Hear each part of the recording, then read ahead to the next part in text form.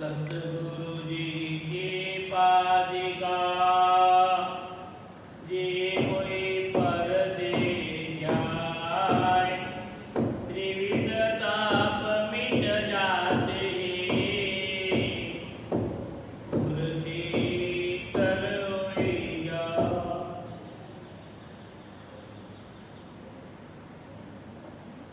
गुरुर्ब्रह्मा गुरुर्विष्णु गुरुर्देवो महेश्वरः गुरुर्साक्षात् परब्रह्म तस्मै श्री गुरुवे नमः। अपार संसार समुद्र मध्य समर्जितो में शरणं किमस्ति गुरु कृपालो कृपयावलेतं विश्वेशपादां दीर्घनौका।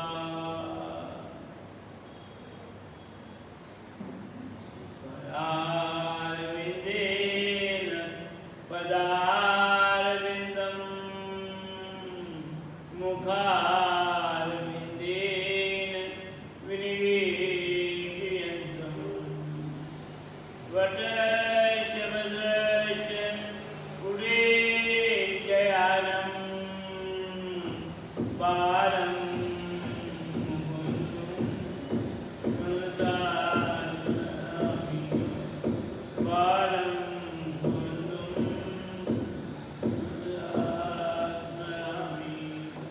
नारायणं नमस्कृत्यं नरं चैव नरोत्तमं देवीं सरस्वतीं व्यासं ततो जयमुदीरयेत्।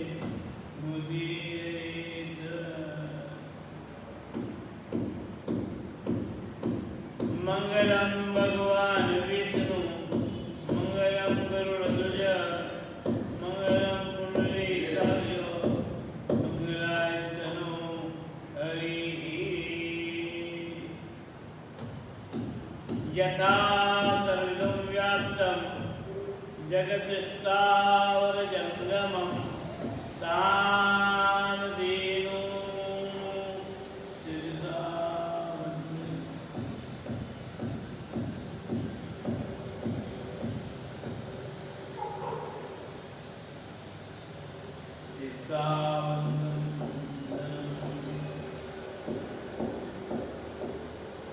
मुखं करोति वाचालं पंगुं लंघितं गिरिं यत्कृपातमहं वन्दे परमानन्दमाधवम्।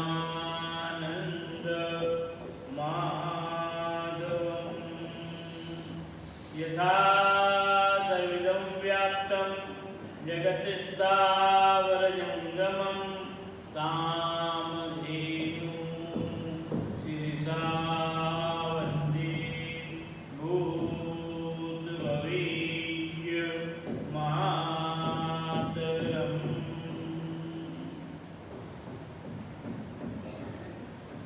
परमात्मा के पावन श्री चरणों में अनंत बार प्रणाम निवेदन करते हुए सद्गुरुदेव भगवान के श्री चरणों में प्रणाम।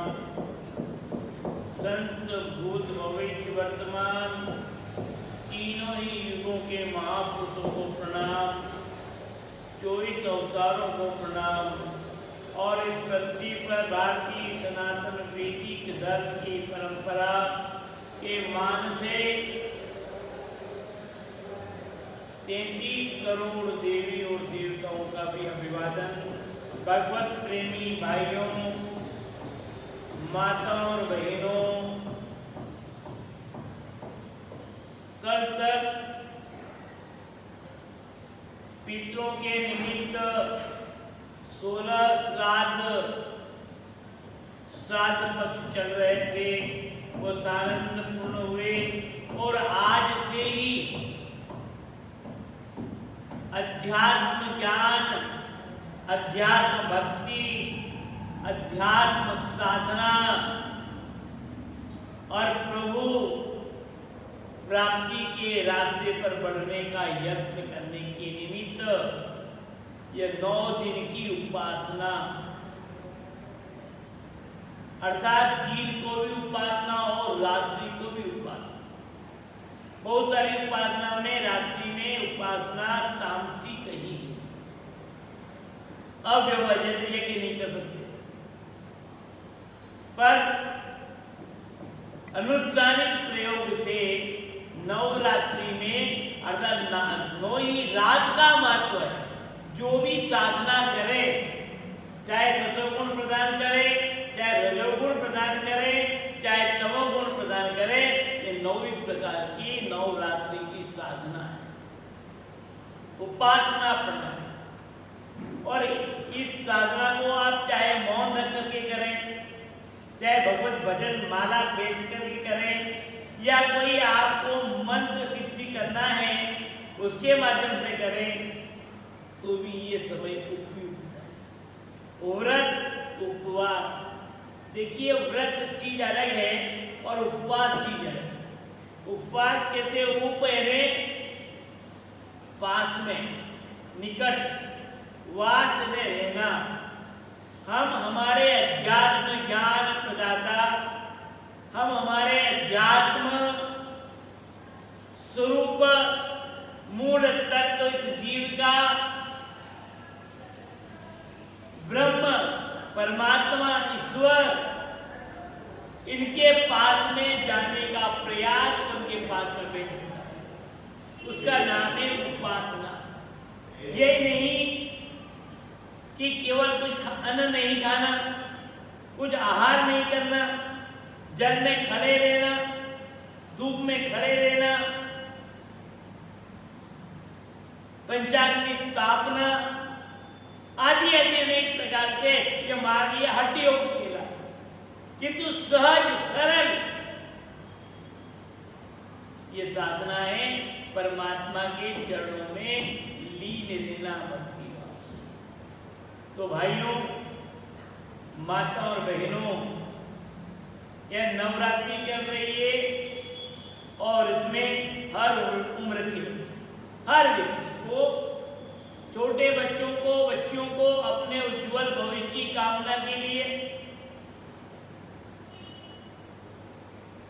युवाओं को अपने कार्य में, अपने पारिवारिक जीवन में नाना प्रकार के विघ्न आते हैं, असफलताएं मिलती है। उस विघ्न, बाधाओं को और असफलताओं को दूर करने के लिए उनके लिए भी आध्यात्मिक बल, और वृद्ध लोगों के लिए कि अब अपना तो काम पूरा हो गया, अपने तो इस मृत्यु लोक का त्याग करके एक दिन मर जाएंगे, तो मृत्यु के पहले हम अपने मरण काल को सुधार लें। मुक्ति जिसे कहते हैं, मोक्ष, हम आज से प्रयास करें कि हमारा मोक्ष हो जाए।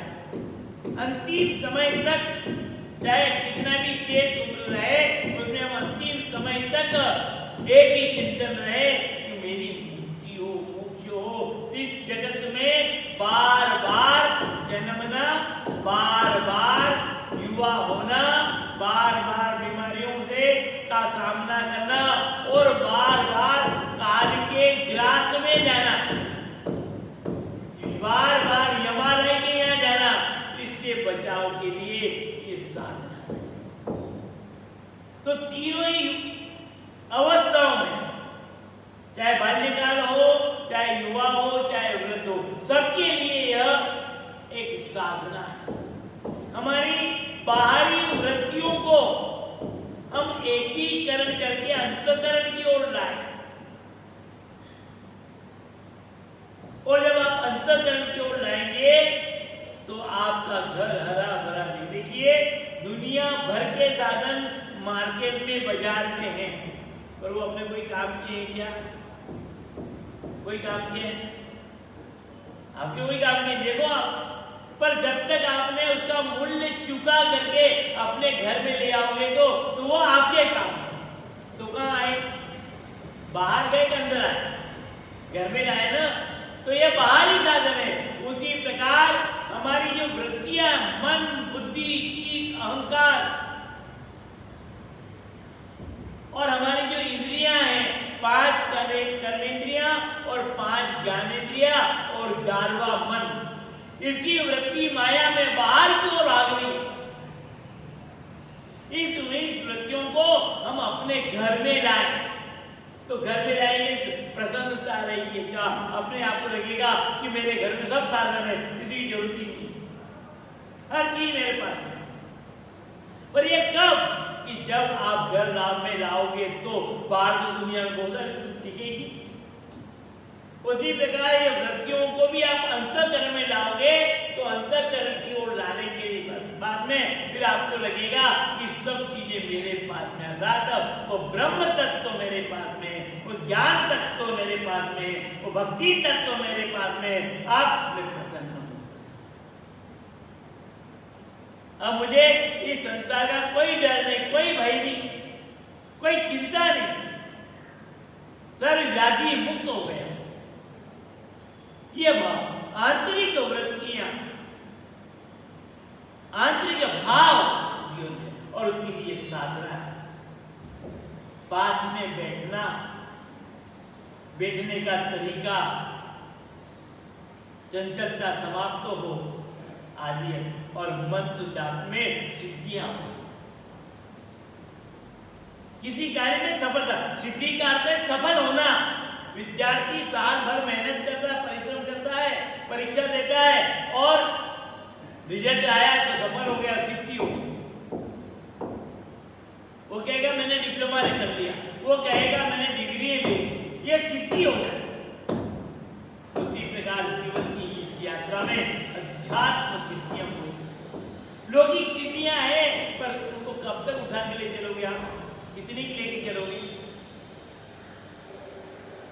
और ले चलोगे तो बाहर ही सारे लोग उठा के ले, सावधानी रखना। पर आंतरिक आध्यात्मिक शक्ति आप लेके चलेंगे तो आपको न तो वजन लगेगा, न कोई चिंता रहेगी, न कोई भय रहेगा, और आप अपने आप को समृद्ध मानेंगे, ईश्वरशाली मानेंगे। तो इसमें भाइयों भक्ति तत्व, हम अपने जीवन में परमात्मा की भक्ति करें। नवरात्रि की उपासना के साथ ही हमारे जीवन में भक्ति तत्व आए, हम भक्ति करें। परमात्मा का से निकटता, अपना भक्ति का मतलब परमात्मा से प्रेम। दुनिया से प्रेम तो बहुत है, दुनिया से बहुत प्रीति है, पर परमात्मा से भी तो करो। पर दुनिया में कोई भी व्यक्ति दिखाई देता है साकार रूप, ये व्यक्ति दिख रहा है, ये मेरा है,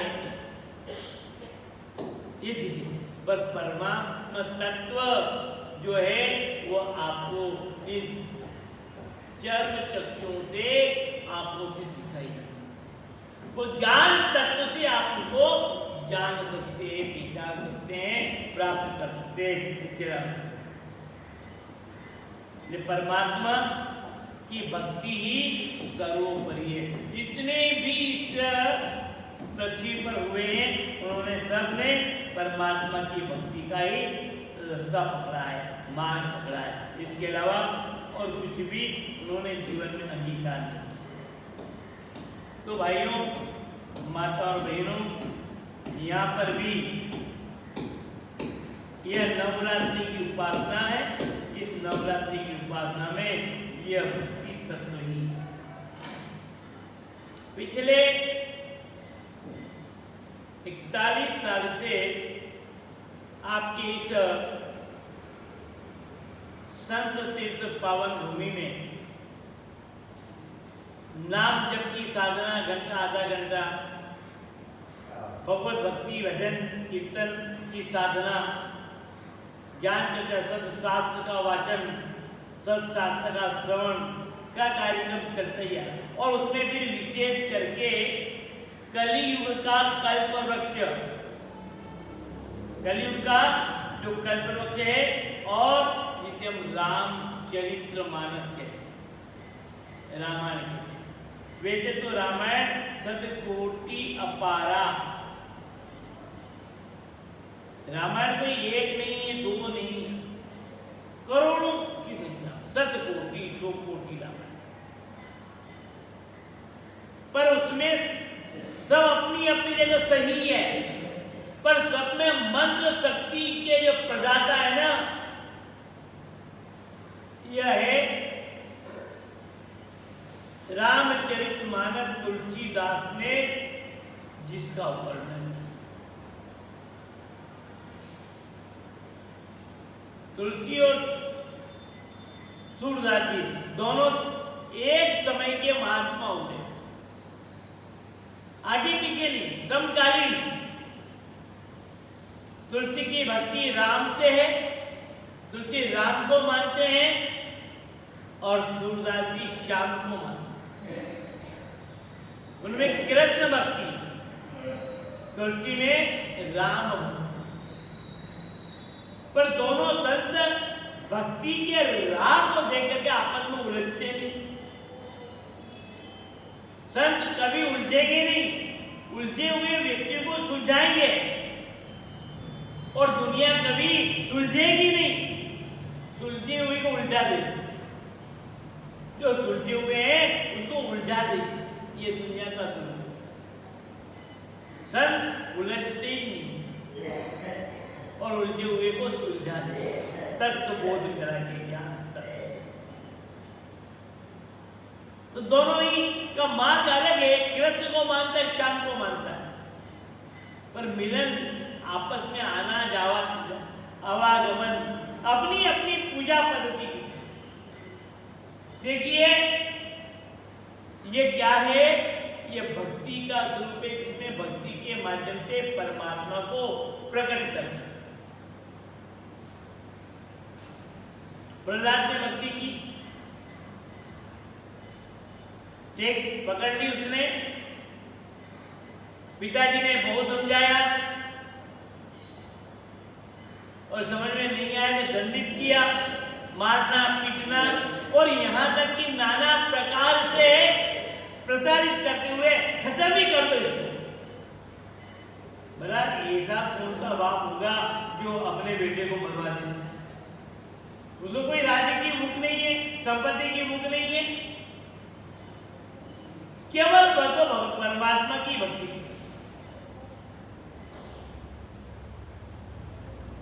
नारद से गर्भ अवस्था में ही नाम की उपासना मिल गई। ये भक्ति है भाई, मजबूती से पकड़ो। हम किसी भी चीज को पकड़ते हैं ना तो स्वार्थ से पकड़ते हैं, प्रलोभन से पकड़ते हैं। कहीं पर अध्यात्म मार्ग में जाते हो, चाहे प्रातः काल उठ करके स्नान आदि से निवृत्त होकर के कहीं पर भी जाएंगे तो आप स्वार्थ से जाएंगे, देव दर्शन पूजन। स्वार्थ, क्या स्वार्थ? मेरा ये काम हो जाए, मेरा ये काम हो जाए, मेरा ये काम हो जाए। पर रामचंद्र जी महाराज तो कहते हैं कि काम धर्म अर्थ, काम धर्म अर्थ मोक्ष फल, काम धर्म अर्थ मोक्ष फल, राम चरण दे राम, निश्चय माहि न जी कहे, निश्चय माहि न जी कहे, भजो काम निष्काम। ये भक्ति है भाई, मंत्र जाप। स्वामी जी महाराज का उपदेश है कि काम का मतलब संसार और संसार की वस्तुएं, संसार के जितने भी संबंध है, परिवार हो, व्यापार व्यवसाय हो, तो काम धर्म, और मनुष्य तो अपनी मर्यादा और धर्म का पालन करोगे तो यश मिलेगा, और धर्म से पथभ्रष्ट हो जाओगे, उटपटांग चलोगे। मर्यादा के परिवार की मर्यादा, घर की मर्यादा, जाति समाज की मर्यादा, कुल परंपरा की मर्यादाएं, इनकी तरफ जाओगे तो पथभ्रष्ट की राह। तो धर्म वह है जो अपने आप को ऐसी चीज जो जीवन में धारण धर्म करते है जो धारण करे, स्वीकार करे, जिससे हमारी अंतःकरण की वो आत्मा है उसका उद्धार तो हो, बदल नहीं, गिरे नहीं, उठे, वो धर्म। हिंसा वृत्ति नहीं है, परिवर्तन द्वेष का उधर। तो काम, धर्म, अर्थ और संसार की यात्रा को सानंद पूर्ण करने के लिए क्या चाहिए? पैसा चाहिए, अर्थ। बिना पैसे के आप चल नहीं।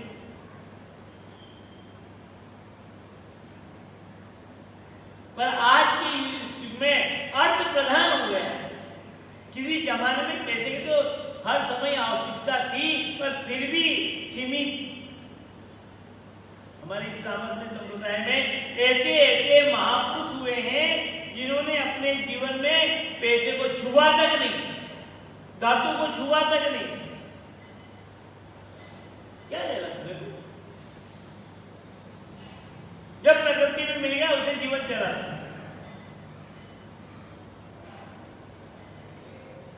छुआ हरिग्राम जी महाराज कि वो रास्ते में कहीं पर भी पुराने फटे चिरे कपड़े मिल जाते, इकट्ठे कर लेते और उनको धो करके साफ स्वच्छ जल से और सुखा करके फिर गुदली बना। अब गुदली बना तो सुई की, सुई थी तो धातु की, लोहे की। गुदली बनाना तो क्या चाहिए? सुई। तो ये गाय की है, ये तो लोहे की है ना। पर नहीं, हरिग्राम जी महाराज ने लोहे की सुई का भी उपयोग नहीं किया। फिर वो धातु छूना ही नहीं है ना। बबूल के बड़े बड़े कांटे, खजूर के कांटे बड़े बड़े पीछे, उसमें बारीक छेद करके सुई बनाई। कबनिया यहाँ किस्सा सुनाते हैं। तालाब में दादा गुरु मुनि महाराज विराजते, पुराने बंधु के पास जाते। राज सोनी परिवार उन्हीं कृपा पात्र थे, उनकी सेवा में रहते। चर्चा में एक दिन कह दिया, क्यों रे 1 रुपया कैसा होता? जीवन में देखा नहीं उन्होंने कि रुपया कैसा, जीवन में नहीं देखा। और उस जमाने में तो धातु के चलते, कागज के चलते, चांदी के। पूछ रहे 1 रुपया का दिलाऊं, दिखाऊं आपको? क्या कहा जवाब? गुरु महाराज ने क्या कहा? अरे रहते रहे, हाथ धोने पड़ेगा मिट्टी से। मैंने पूछा है, पर यदि हाथ भी लगा दे तो दिखा भी देगा, तो हाथ को मिट्टी से धोना पड़ेगा। क्या ऐसे निष्प्रेयी? तो स्वामी जी महाराज कहते कि काम, धर्म, अर्थ बिना पैसे की व्यवस्था नहीं होती। पर वहां पैसे की भी जरूरत नहीं और कभी किसी बात की नहीं। बिना कहे, बिना मांगे भक्त लोग अपने आप हर साधन को पूर्ण कर देते, हर व्यवस्था को पूरी कर देते। मांगना नहीं, साधन किसी बात। तो स्वामी जी महाराज काम, धर्म, अर्थ और मोक्ष, संसार में सब काम करने के बाद में तो मुक्ति जाओगे, ये भगवान का सब काम हो गया, मेरे समान मोक्ष, मुक्ति दे दो। मोक्ष काहे की मुक्ति? संसार से फिर संसार में ना आऊं, पर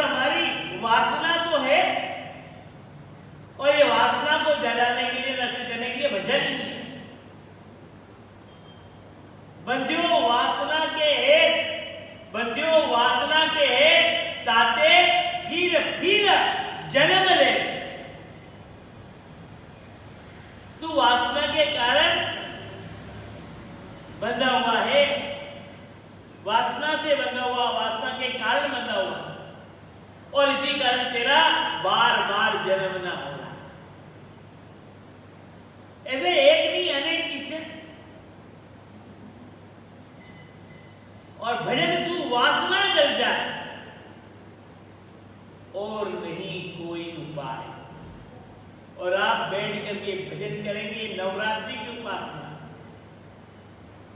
खड़े खड़े भजन करेंगे तो भजन सु वासना जल जाए और नहीं कोई उपाय। इस वासना को नष्ट करने का, जलाने का एकमात्र साधन है ये प्रभु का भजन करें। महाराज हम तो कोई पढ़े लिखे नहीं है, हम क्या करें? कुछ नहीं है तो राम राम तो बोल सकते हो ना, मौन तो रख सकते हो ना। कोई साधना कर रहे हो, कर रहा है तो उसकी सेवा तो कर सकते हो, उसके लिए साधन तो जुटा सकते हो, उसे कार्य में सहयोग तो कर सकते हो। ये भी तो पुण्य है, इतना तो कर सकते हो। सत्संग का लाभ तो ले सकते हो। अरे जिस मंदिर में जा रहे हो और मंदिर में जा रहा हो, मंदिर में जाने के मार्ग में कोई कचरा है तो कचरा को झाड़ू तो उठा करके फेंक तो सकते हो, रास्ता तो साफ कर सकते हो। सबरी कहां पड़ी लिखी?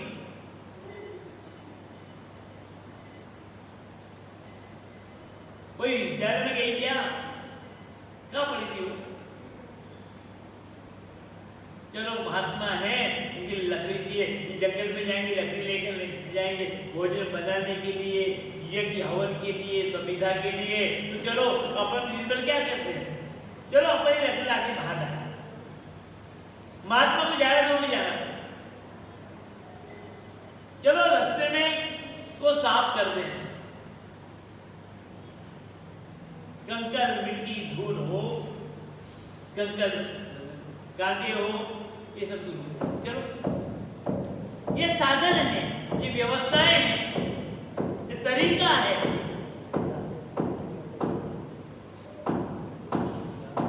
परमात्मा के पास पहुंचने के बाद सार्वजनिक स्थल को सुरक्षित बनाना, पवित्र बना करके रखना, ये। और यदि आप साधना कर रहे हैं और आपके द्वारा उस साधना में किसी भी प्रकार का सार्वजनिक स्थान में यदि अपवित्रता हो रही है, बढ़ रही है, गंदगी फैल रही है, तो आपको कभी भी उस साधना का पुण्य लाभ नहीं मिलेगा। ये भी याद रखना, ये भी याद कि आपने भले ही हमने बहुत साधना कर दिया, ऊपर दिया, तो सार्वजनिक स्थान है, तो परमात्मा का मंदिर है। उस मंदिर में अपने चाहे फूलों के द्वारा, चाहे फलों के द्वारा, चाहे पूजा की सामग्री के द्वारा गंदगी फैलाइए तो आपकी पूजा का कोई अर्थ नहीं हुआ, कोई लाभ नहीं। पूजा का लाभ यह है कि आप चाहे कुछ न करें तो सार्वजनिक स्थान को पवित्र बनाए, शुद्ध बनाए। व्यक्ति 2 मिनट बैठ करके भगवत आराधना करें।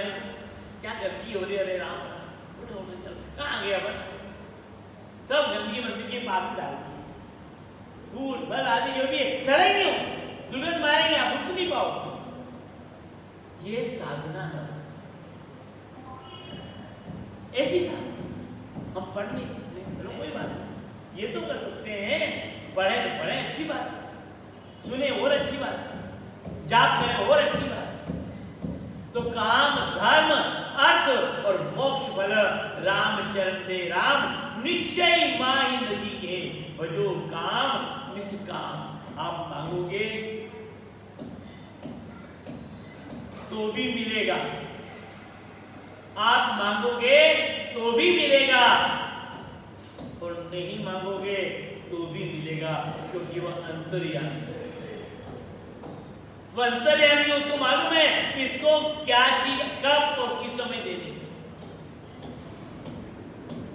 कब देनी, इसको क्या देनी है और कितनी मात्रा में देनी है।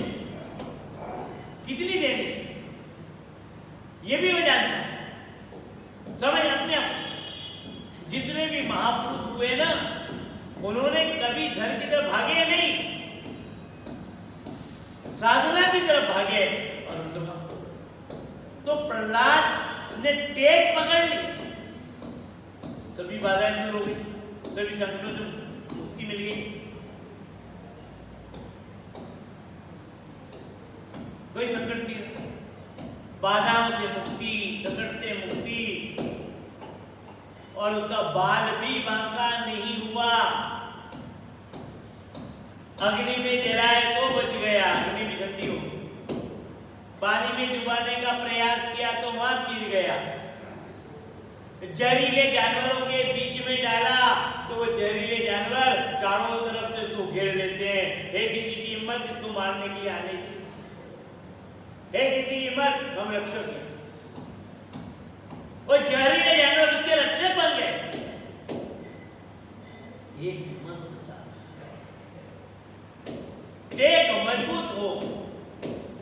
इस नवरात्रि में जो भी हम 9 दिन का संकल्प लो, मजबूत हो। मजबूती तो मुझे 1 घंटे साधना करना ही करना, चाहे आलस आए, नहीं आलस नहीं करना, भूख लगे नहीं, जाना जाना ही जाना। अरे यहाँ तो मन नहीं लगता, चलो यहाँ, मन लगे या ना लगे। आप माता जी के सामने उपस्थित है ना, मनोरंजन का केंद्र थोड़ी है। अरे ये जहां मनोरंजन के जा रहे हैं, ये तो आपके मन को तुड़वा रहे हैं, इंद्रियों की वो बलवान बना रहे हैं, जिससे पतन का मार्ग होगा। अरे इंद्रियों को संयम में लगाओ ना, ये उसके लिए था। और प्रहलाद ने वही किया, प्रहलाद ने वही किया। घबरा गया वो, इस पृथ्वी का शासक, जिसका मृत्यु लोक के ऊपर अधिकार, पृथ्वी लोक पर अधिकार, स्वर्ग लोक पर अधिकार, सब उससे डरते थे, भयभीत होते थे। महाराज की जय हो, महाराज की जय कहा करते थे। वहां पर प्रहलाद राम के जाप, मुझे डर नहीं तुम्हारा, पूछ लिया कि तू जिस मंत्र का जाप कर रहा वो है भी कि नहीं है, तू जिसका जाप कर रहा वो है कि नहीं है। अरे आप तो सामने दिख रहे हैं, पर वो परमात्मा है तो हाँ है, कहाँ है? सब में। मेरा परमात्मा सब दूर है, वो ज्ञान तत्व है, वो आप में भी है, मुझ में भी है, ऐसी कोई जगह नहीं। और उसको तो इस बात का अहंकार था कि मेरे को कोई मार ही नहीं सकता, मैं तो निर्भय हूं, मेरी मृत्यु आ ही नहीं सकती, क्योंकि ब्रह्मा जी ने मेरे को ऐसा कवच दे रखा है, वरदान, वो भी मैंने तपस्या के बल पर लिया है। मृत्यु मेरे चारों तरफ घूम सकती है, पर मेरे पर आक्रमण नहीं कर सकती। पर यहां पर प्रहलाद ने टेक मजबूती से पकड़ी, नियम मजबूत से लिया, उसका प्रभाव आप हम सब जानते। रामस्नेही संप्रदाय, राम उपासक संप्रदाय, निर्गुण निराकार का उपासक है। यहाँ कहीं साकार प्रतिमा नहीं, पर इसका अर्थ यह भी नहीं है कि हम साकार की उपासना ना करते हो। हम मूर्ति हमारे यहाँ ना हो, पर हम मूर्ति को ना मानते हो, ऐसा भी नहीं। निर्गुण रूप जो सब में रमतीत राम, जो सब में रमण कर रहा है, सब में निवास है उसका। वहां तक इतनी सूक्ष्म दृष्टि से, हम तो भेद दृष्टि से देख रहे हैं, ये अमुक व्यक्ति है, ये स्त्री है, पुरुष है, बालक है, जवान है, ये वृद्ध है, ये निरक्षर है, पढ़ा लिखा है, यह वकील है, ये डॉक्टर है, ये अमुक है, अधिकारी है, ये चपरासी है, कलेक्टर है, इसमें पहचानते, किसमें पहचानते? ये पैसे वाला है, गरीब है, उसका लंबा चौड़ा कारोबार है और उसे कुछ भी नहीं, हमारी तो पहचान यहाँ पे। पर सब में वो है, ये पहचान प्रहलाद, मेरा परमात्मा सब में, मैं सब में हूं और मुझ में सब है,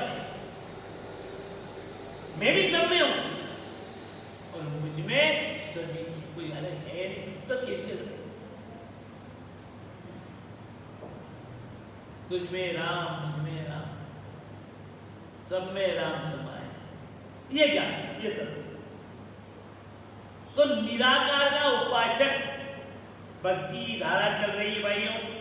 दो प्रकार की भक्ति, निर्गुण और सगुण। प्रहलाद निर्गुण भक्ति, चेक पकड़ ली, पिताजी पराजित हो गए, घबरा गए, विचलित हो गए, पर इसको समाप्त करना है। पूछे कि इसका भगवान है कहां?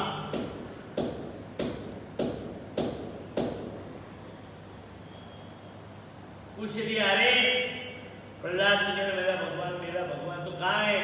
क्या ये सामने खंबा है? जड़ है, इस जड़ तत्व में भगवान है क्या? कहां है? लाल तत्व था, अग्नि से प्रज्वलित था और लोहा धातु का था, और धातु को आप पकड़ हल्का चुने तो शरीर के फफोले हो जाए, आग। पर यह नाम का सहारा ऐसा कहां है? और भूल गया वह हिरण्यकशिपु कि जिस अग्नि के सामने जिसकी तेरी बहन ने अग्नि में स्नान करने का संकल्प और भगवान शिव से प्राप्त किया था, महादेव से लिया था, कौन बड़ा? ये भी एक प्रश्न, ये भी एक प्रश्न।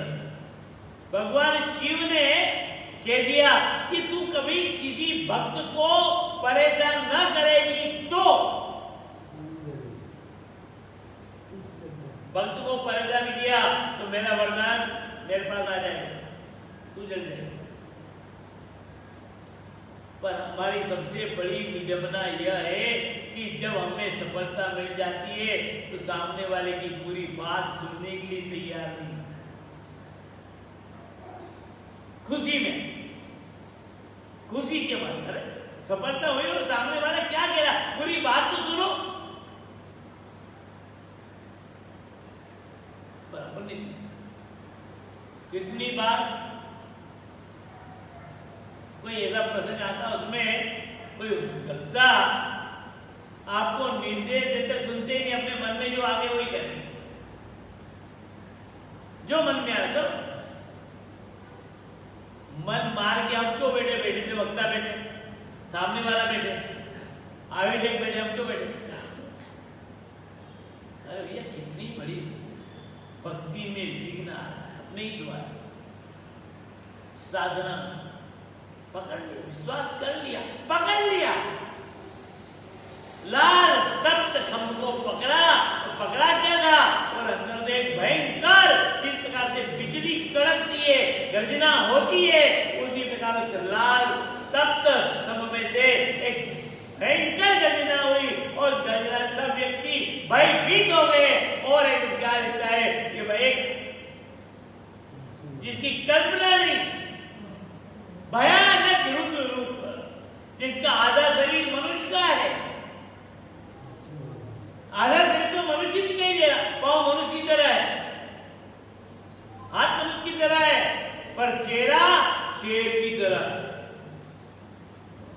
अरे ऐसा रूप तो जीवन में देखा नहीं। तो नरजी बन करके वो परमात्मा प्रकट हो गए। निर्गुण निराकार की भक्ति में भी परमात्मा सगुण साकार है। रामचंद्र जी महाराज ने जब पूछा भक्ति में कि आपकी भक्ति कैसी है, निर्गुण भक्ति करते हो कि सगुण, और दोनों में क्या भेद है, कौन बड़ी है कौन छोटी है, कौन श्रेष्ठ है और कौन उससे नीचे है? भैया कोई छोटा नहीं कोई बड़ा है, परमात्मा के यहाँ सब बराबर। वहां अमीरी का भेद नहीं है, जाति का भेद नहीं है, वर्ग का भेद नहीं है, स्त्री है कि पुरुष है इसका भी कोई भेद नहीं है, लिंग भेद भी नहीं है वहां पर। ये तो हमने बनाया। परमात्मा की दृष्टि में सब एक, और कलयुग में तो भक्ति का महत्व साधना से भी ज्यादा। भगवान कृष्ण अर्जुन के बीच में संवाद, महाभारत के प्रांगण में युद्ध है, और युद्ध में मैं इनको मारूंगा, मेरे परिवार वाले रिश्तेदार हैं, हत्या लगेगी, पाप लगेगा, संबंध बीच में आ गया, नहीं मनेंगे, मुझे ऐसा नहीं, ये नहीं करना चाहिए, ये नहीं करना चाहिए, कायर सा कर्तव्य से कर्म से विमुख होने लगा।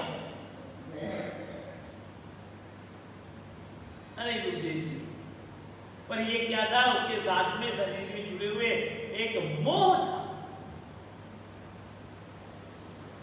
मोह, भगवान ने गीता नामक ग्रंथ उपदेश के माध्यम से उसके मोह की निवृत्ति, उसके मन में जो जो संदेह था ना, वो सब संदेह का निवारण काट दिया।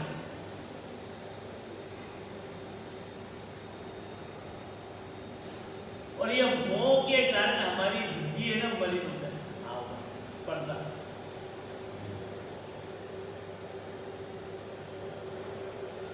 कितनी बार हम मंदिर जाते हैं ना, तो मंदिर जाते तो भगवान के दर्शन करते, पर कितनी बार क्या होता है, भगवान के दर्शन करने जाएं तो पुजारी जी पर्दा करते, पर्दा। अब भगवान ठाकुर जी के दर्शन हुए क्या लगा, बीच में कौन आ गया, पर्दा आ गया ना। तो ये हमें उस तत्व तक पहुंचाने में क्या है, ये पर्दा आ गया तो हमारी बुद्धि में वो ईश्वर के दर्शन, ये पर्दा, तो ये मोह भी पर्दा है। और आखिर में इतना ज्ञान देने के बाद, बोध कराने के बाद, अर्जुन कहता है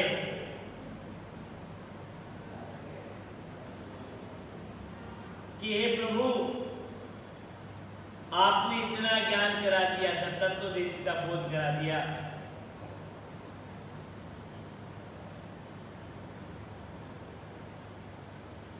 नष्टो मोह स्मृति लब्धा,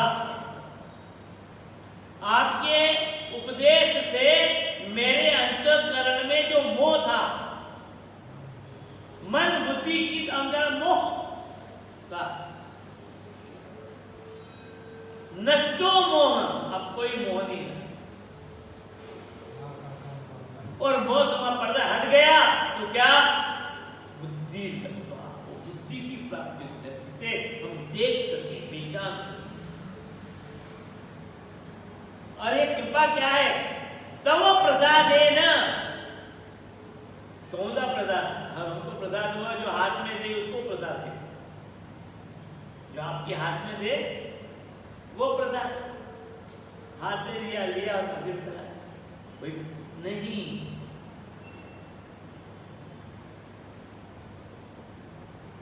ये भी प्रसाद, तव प्रसादेन,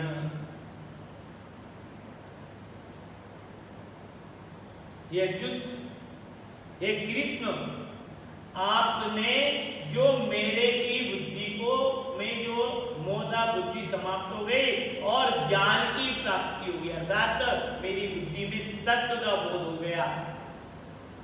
और ये सब आपकी कृपा प्रसाद। कौन सा प्रसाद? कृपा का। आप यदि ऐसी बातें नहीं करते थे तो बिल्कुल मैं तो अज्ञानी था, और अब मैंने निश्चय कर लिया, अभी तक अनिश्चित।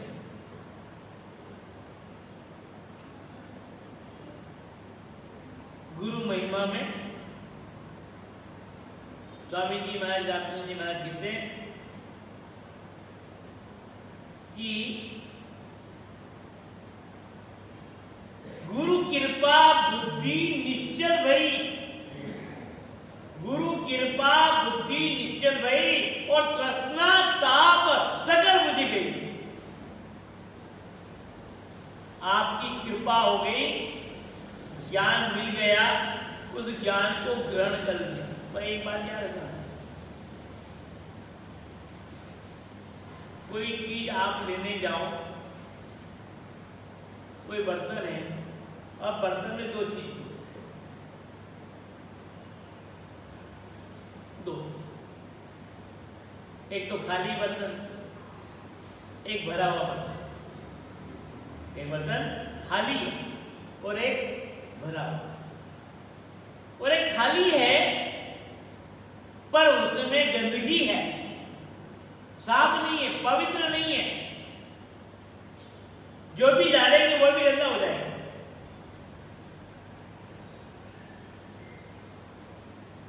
अब ये तो आपको चाहिए ना कि जिस चीज को आप लेने के लिए आए हो तो बर्तन तो आपके पास में है कि सब इसमें मिला दो, चलेगा? मान लिया जाए आपके पास में लोटा है, एक टिफिन है, और आपने कहा कि घर में जो है मेहमान आने वाले हैं, और मेहमान आने वाले हैं तो मेहमान के लिए दूध ले लें, चाय बनाएंगे, फिर सोचे साथ दूध भी ले लें, और फिर सोचे आपने कि चलो दही बड़े बनाएंगे, थोड़ा दही भी ले लें। अब एक बर्तन है, एक आपके पास में दूध भी ले ले चाय बनाने के, और दही बड़े बनाने हैं, उसके लिए आपने दही भी लेना है, तो चलेगा ना उसमें? एक बर्तन है आपके पास में, उस बर्तन में दूध भी चलेगा और दही भी चलेगा कि नहीं चलेगा? ले आओगे नहीं लो? क्यों? कौन बार बार चक्कर लगाया आपका? बर्तन तो नहीं चलेगा। अब मान लो ले भी लो आप, तो क्या हुआ? न तो आप चाय बना सकते और न आप के दही बड़े सुधर सकते। अब उसमें गलती किसकी है? गलती किसकी है?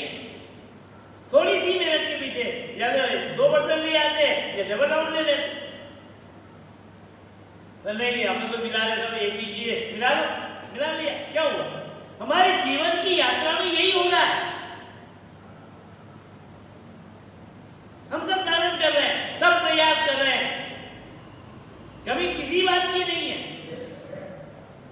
मेहनत पूरी कर रहे हैं, धन पूरा लगा रहे हैं, पर भूल यह कर रहे हैं कि दोनों चीज एक बर्तन में ले, या तो गंदा है तो वो भी गंदा हो गए,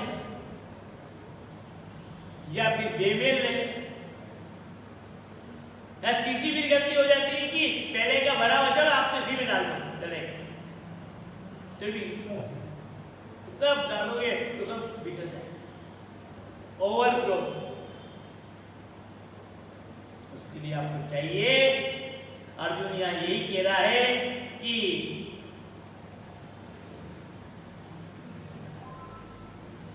आपने मुझे जो दिया ना, वो देने से मेरे अंतःकरण में जो भी संदेह था, पहले का बर्तन में, हृदय रूपी बर्तन में जो भी संदेह था, जो भी विचार थे, गत संदेह सब साफ हुए, खाली कर दिया। और खाली करके मैंने अब एक निर्णय किया, एक निर्णय, और निर्णय क्या है? एक नहीं किया मेरी जैसे कि गुरु कृपा बुद्धि चल गई, दृढ़ मजबूत संकल्प, एक संकल्प ले लिया, अब कोई इधर यह करूंगा वो करूँ, यहाँ जाऊंगा, सोचना कुछ नहीं, अब मेरी कोई इच्छा नहीं तमन्ना। और एक निर्णय क्या, और निर्णय है कि करिष्ये वचनम तव। क्या निर्णय है? करिष्ये वचनम तव। मैंने निर्णय कर लिया कि अब मैं आप जो कहोगे, जैसा कहोगे वैसा ही करूंगा। मैं पहले मेरी बुद्धि से चलता था, मैं दुखी था, और अब मैं आपकी बुद्धि से चलूंगा तो मैं सुखी हो जाऊंगा। बस यही तो समर्पण, यही तो भक्ति, इसका नाम है भक्ति, इसको कहते हैं। तो भाइयों, माता और बहनों, यह पावन प्रसंग नवरात्रि की में उपासना का चल रहा है। खाली होने का, जितने भी विकृतियां, दोष है, कमियां हैं अंतःकरण में, तन की, मन से, वाणी से, व्यवहार से, आचरण से, तन में भी बहुत सारे कुछ व्यसन में बन जाए, निद्रा में बन जाए, आलस में बन जाए, तो बन जाए। समय पर कार्य नहीं करना, ये तत्व। मन में भी अनेक प्रवृत्ति है, किसी को देख करके, किसी की बात को सुन करके, वाणी से भी किसी को कुछ भी कह देना। अरे किसी को कहो, तकलीफ नहीं है, पर वो इच्छा रखे तो कहो ना, वो तो इच्छा ही नहीं रखे जबरदस्ती से। अपनी वाणी की ऊर्जा को नष्ट क्यों करते हो? आप कितनी सावधानी से अपने द्वारा उपार्जित किए गई संपत्ति को खर्च करते हैं, कहीं बर्बाद नहीं करते। आपने जो पैसा कमाया है ना, चाहे मेहनत कर, किसी भी मेहनत से, कोई सिलाई के द्वारा करता है, कोई मजदूरी के द्वारा करता है, वजन उठाकर करता है, कोई दिमाग से करता है, कोई साधन जुड़ा करके पैसा कमाता है, व्यापार करके पैसा कमाता है, कोई नौकरी धंधा करके कमाता है। और उस पैसे का पैसे उड़ा दोगे क्या? चाहे जैसे खर्च कर दोगे क्या? वो 10 बार विचार करोगे, उसके बाद में बटुआ खोलोगे आप, 10 बार विचार करोगे, और उसमें भी सोचोगे कि कौन सा नोट निकालना है, अच्छा निकालना, कड़े निकालना, पुराना निकालना, कि सड़ा गला, कि जीर्ण शीर्ण वृद्ध बुढ़ा, कौन सा निकालना, ये असली निकालना कि नकली निकालना। किसने मेरे को धोखा दिया तो अपन भी धोखा दो, सब विचार इतनी उसके। पर ये जीवन की या वाणी का जो है ना, ये तो आपको सोचते ही नहीं किसको देना, क्या नहीं देना, आपकी ऊर्जा नष्ट हो।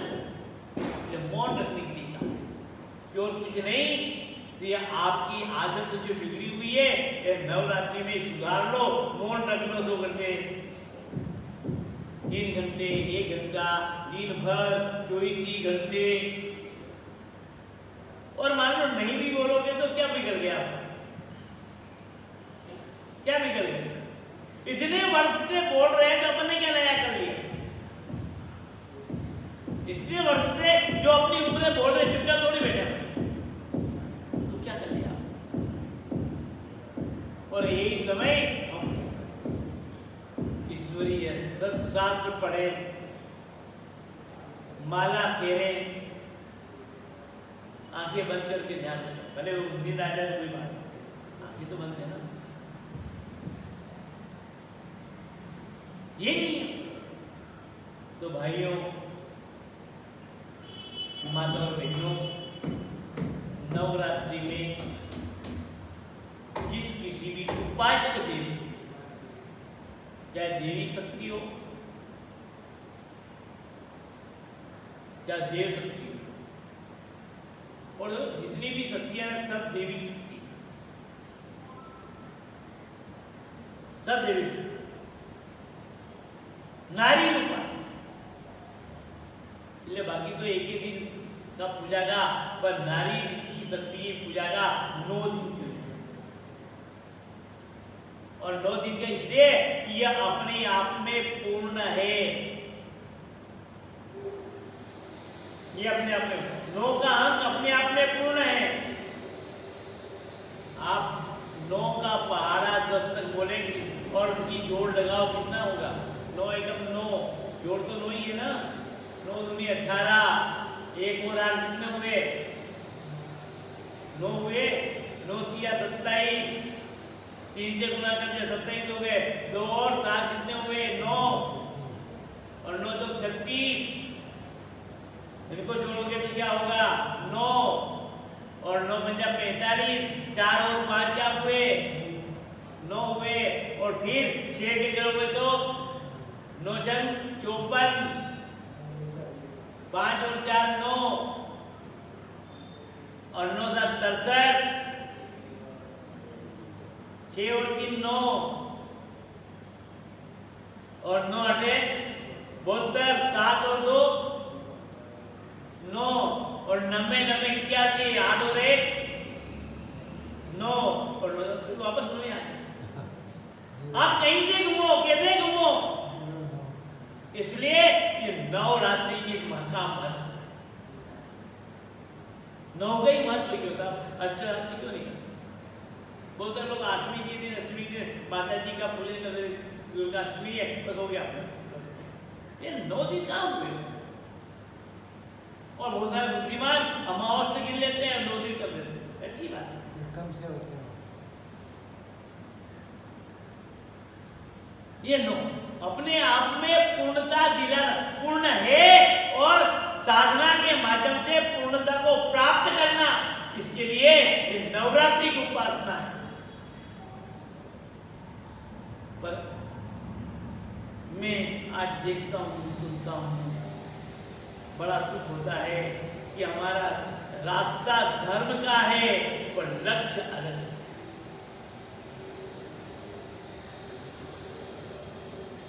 धर्म में दर्शन है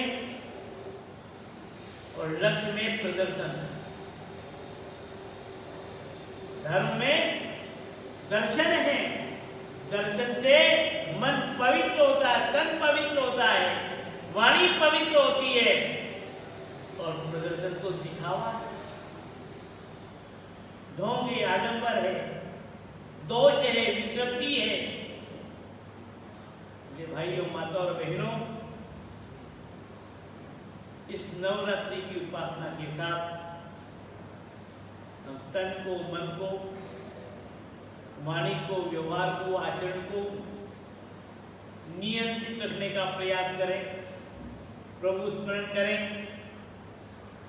जो भी आपके गुरुओं ने बताए हुए मार्ग हैं, मंत्र हैं, उन मंत्रों की साधना करें, गीता पढ़ें, रामायण पढ़ें, भागवत पढ़ें, दुर्गा सप्तशती पढ़ें, शिव चालीसा पढ़ें, दुर्गा चालीसा पढ़ें, जो भी करें, तो उसके पहले यह शरीर रूपी पात्र को पवित्र, सार्वजनिक स्थान जो भी,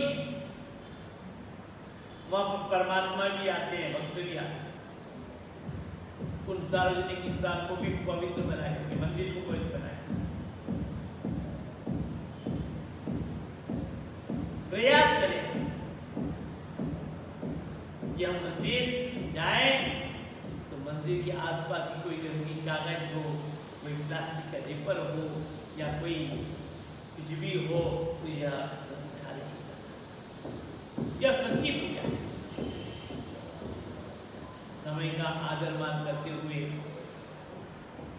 इस नवदा भक्ति के माध्यम से मैं आज के प्रसंग को, जो निर्गुण, सगुण और निर्गुण से भी परमात्मा साकार हो जाते हैं, और साकार से भी परमात्मा निर्गुण हो जाते हैं,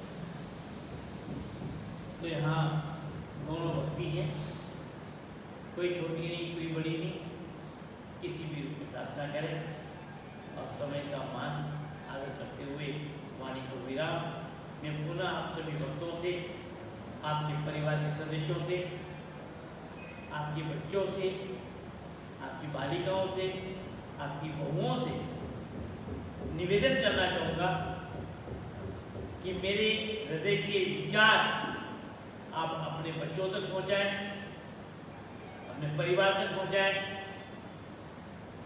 और उन सबको साधना करने के लिए प्रेरित करें। रामायण का पाठ करें। रामायण अपने आप में एक कल्पवृक्ष और यह मेरे अपने जीवन का अनुभव है। हजारों लोगों का जो भी दुखी दर्दी आते हैं, बात करते हैं, तो मैं तो कुछ नहीं जानता, 2 काम जानता हूँ। ये तो गुरु महाराज के दिए गए मंत्र का जाप करना और पेट भर करके भोजन करना और सो जाना, ये 2 काम। बाकी कोई तंत्र मंत्र तो कुछ नहीं जाए, कोई जादू टूना है, ये कुछ नहीं। हाथ देखना कि ज्योतिष का काम कुछ नहीं। शरीर को जलाने के लिए भोजन और आत्म कल्याण के लिए भोजन। तो आप आज हर प्रकार से आगे बढ़े, चाहे भौतिक रूप में आगे बढ़े, चाहे आध्यात्मिक रूप में आगे बढ़े, दोनों ही रूप में आगे बढ़ने के लिए नवरात्रि की उपासना हर व्यक्ति के लिए है, पर उपासना के साथ में कुछ मर्यादाएं भी, नियम भी है। उन नियमों का पालन करें। आपके यहाँ सहजता में रामचरितमानस का पाठ पिछले 41 साल से 42 साल और जगदीश जी साक्षी सामने बैठे। ये रामायण की स्थापना करके नीम के पत्थर है,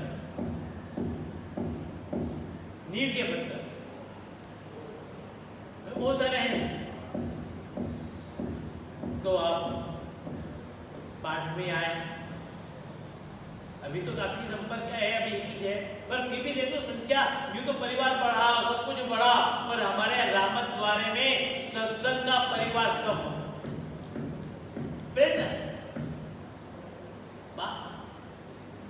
मजबूती से नवरात्रि में हमारा अहोभाग्य, एक तो भार, मतलब नवरात्रि आगे पाठ में जाना पड़ेगा, एक भाव और एक भाग्य।